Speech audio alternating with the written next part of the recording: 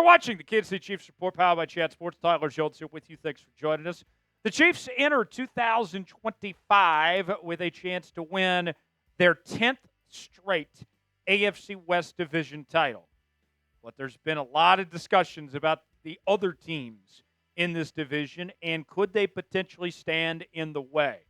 The Chargers, coached by Jim Harbaugh, had a very impressive first season under Harbaugh, getting to the postseason. They're looking to build upon that. While Sean Payton took the Broncos to the playoffs last season with rookie quarterback Bo Nix. And then there's the new-look Las Vegas Raiders, who have a brand-new head coach, a Super Bowl champion in Pete Carroll, a veteran quarterback in Geno Smith. Could they take a step forward?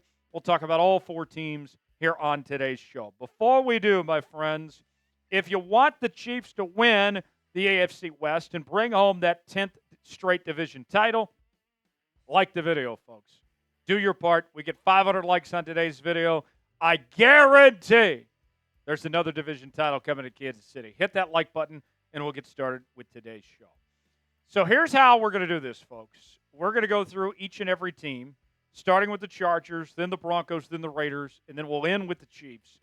And I'll give you a record prediction for every team, my analysis and my thoughts on each of these teams heading into 2025. So let's head to the City of Angels and begin with the Los Angeles Chargers. I believe that the LA Chargers are the team in the division that is most likely to be the Chiefs' biggest threat in the division. I think the Chargers are going to win 11 games in 2025. I really like what Jim Harbaugh and company are doing. I hate to admit it, but I think the Chargers are trending in the right direction. They have a great head coach in Jim Harbaugh.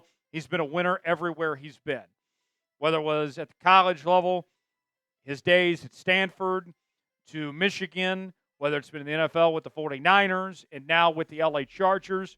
They have one of the best head coaches in all of football, bar none, in Jim Harbaugh. He's going to be there for a very long time. They also have some pretty decent pieces on this roster besides just the quarterback, Justin Herbert. We'll talk about Herbert in just a moment.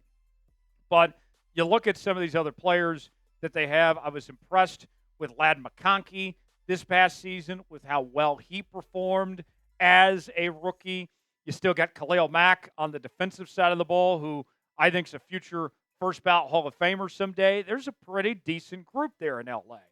With that said, I look at the quarterback, Justin Herbert, and Justin Herbert has all the intangibles, right? Justin Herbert, he's social media's favorite quarterback for a reason. He's got the arm talent. He's got the accuracy. He's very mobile. But we haven't seen Justin Herbert win a big game in his entire career at this point.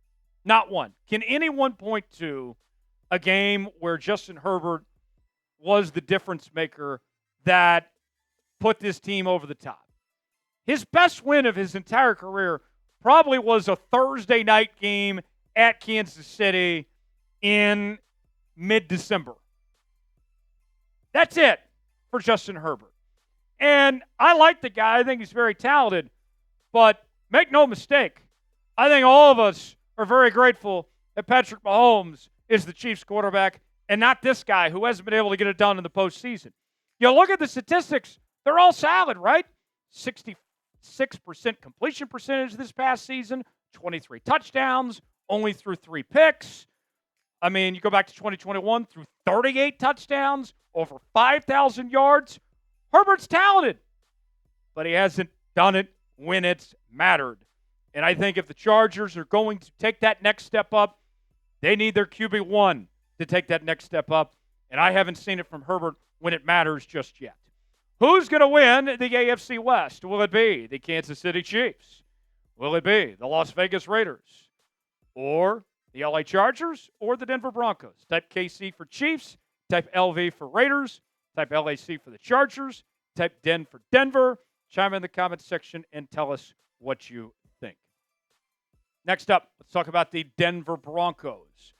And I believe the Denver Broncos are the team that's most likely to have their quarterback take a significant step back. More on Bo Nix here in just a moment. let's talk about the record. I think the Broncos are going to have about an 8-9 campaign. They had a lot of things roll their way last season, including getting a Week 18 win against Kansas City when they were playing the JV squad, and they needed a win there. Okay, there was a lot of things that just went right for Denver that I don't expect to happen again. Credit where credit's due. Sean Payton is doing a very good job with this Denver Broncos team, and he navigated the Russell Wilson situation well. Russ was not his guy. He walks in, and Russ had a better season, but it wasn't good enough, and he was willing to take the chance and say, yeah, I want to move on from Russ. We're willing to take the cap hit for the next 2 years. It's going to be a lot of dead money, but it's going to be worth it. And I'm going to roll with Bo Nix. He's my guy, and it paid off. That gamble for them was huge for Denver. And once they get past this season and get Russ finally off the books, then all of a sudden, that's a young team that's got a lot of salary cap space to potentially work with. So I think they handled that as well as they could have, especially when things were looking pretty bleak. The defense is solid there in Denver, and that has been their calling card, even dating back to when they were winning Super Bowls in the Peyton Manning years. With Von Miller and company, they have always been a defensive first team, and that's continued even with an offensive coach and Sean Payton leading the way. With that said, though, I still don't believe in Bo Nix. I have not been a fan of Bo Nix. I didn't like him coming out of Oregon. Last year, he benefited from having one of the best offensive lines in all of football that gave him all day to throw. I mean, there's a number of quarterbacks that could have done what Bo Nix did last year. 29 touchdowns, 12 interceptions. Credit where credit's due. He played very well. Completion percentage of over 66%, over 3,700 yards last year. But when I see Bo Nix, I see Mac Jones. That's who I look at when I see Bo Nix. I think Bo Nix had one good year, but I think as more defenses get tape on him, they will expose him for who he's really worth. I know that the years in Oregon were really good, but deep down, he is still that same quarterback he was at Auburn.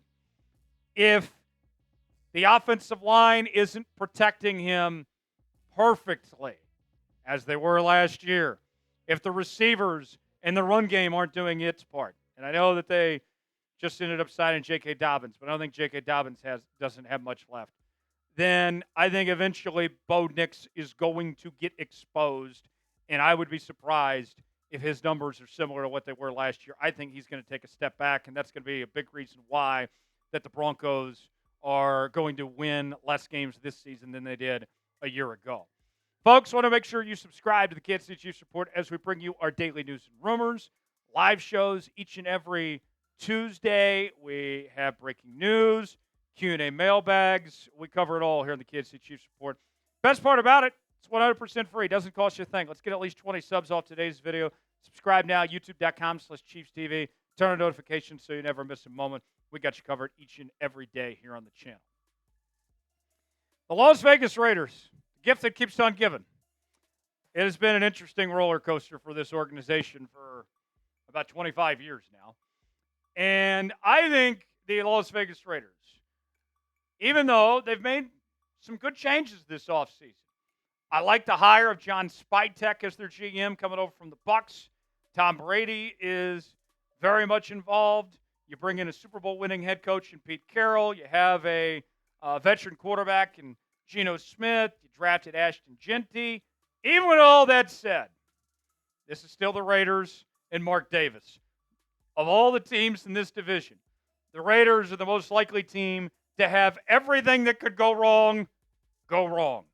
I think the Raiders are probably about a 6-11 team this season, if we're going to be frank and be honest with you. Pete Carroll, much respect. I like Pete Carroll a lot. He is a future Hall of Famer. He has an incredible resume. One of only 3 coaches in the history of the game of American tackle football to win a college football national championship and a Super Bowl. But Pete Carroll is washed, all right? He got exposed his final couple of seasons in Seattle. The game clearly had passed him by. The Raiders are not getting the Super Bowl champion head coach version of Pete Carroll. They are getting the mid-70s version of Pete Carroll, who does not know how to run a modern offense and loves older players a bit too much. Geno Smith, I don't think is that great, in all honesty. I think that Geno, he's very accurate, but he makes a ton of mistakes in the red zone, led the NFL in red zone interceptions last season, and he's another year older at this point, too. I don't feel great about a change of scenery for Geno Smith when he only played well with one team with Seattle, and he's got a lot less to work with in Las Vegas than he did in Seattle previously. I will say Brock Bowers is a superstar in the making. One could argue he might already be the best tight end in the National Football League. He is that good, and that'll be a big safety net for Geno Smith. But that roster's got a lot of holes to deal with. All right? You got a decent quarterback in Geno. You got a star running back, potentially, in Ashton Jeanty. You got a great tight end in Brock Bowers. You don't have a whole lot after that. And the changes that they made, all right, with everything that the Raiders did, you got your head coach, you got your quarterback, your running back. Devin White, old. Jeremy Chin, old. I mean, this is supposed to be what puts the Raiders over the top.